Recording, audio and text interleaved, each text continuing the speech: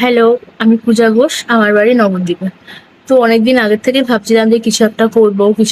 মানে লাইফে কিছু করার দরকার। এখনকার যা জেনারেশন তার মানে এখন যে অবস্থা, প্রত্যেকটা মেয়ে বা প্রত্যেকটা বউকে নিজের পায়ে দাঁড়ানো প্রচন্ড পরিমাণে প্রয়োজন। নিজের পায়ে দাঁড়ানো।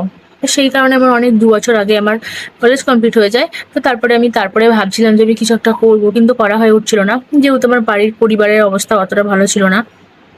সেই কারণে করা হচ্ছিল না।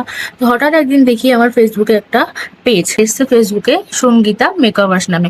তো আমি সেই কারণে যথারীতি ওখানে আমি যাচাই করলাম যে কি বৃত্তান্ত না কোথায় কি। তো সবকিছু জানার পরে আমি ওখানে বললো হ্যাঁ মেকআপ শেখানো হয়। তো আমি আমার সিটটা বুকিং করি 499 টাকা দিয়ে। তো তারপরে আমি সেই ক্লাস শেখার পরে আমি এখন নিজে একটা মেকআপ আর্টিস্ট। আর আমি ব্রাইডাল বুক নিই।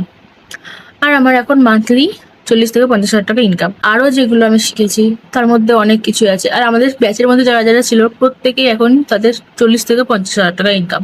যেমন পল্লবী দি, তারপরে সুস্মিতা দি, তারপরে রীতা দি, সোনালি দি, আরও কিছুজন ছিল। কারণ আমার যেহেতু 2 বছর আগে কমপ্লিট হয়ে গেছে তো অতটা মনে নেই। তো প্রত্যেকের আমাদের এখন মান্থলি ইনকাম 40 থেকে 50 হাজার টাকা। তো আমি অবশ্যই আপনাদের বলবো যে আপনারা সঙ্গীতাদির কাছ থেকে শিখতে পারেন। উনি প্রচন্ড পরিমাণে ভালো। আর ওনার কথাবার্তা, উনি যেভাবে আমাদের হাতে ধরে শিখিয়েছেন মানে খুব ভালো।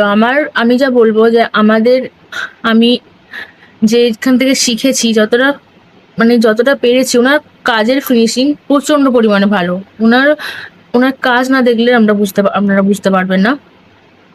উনি প্রচন্ড পরিমাণে হাতে ধরে কাজ শেখায়।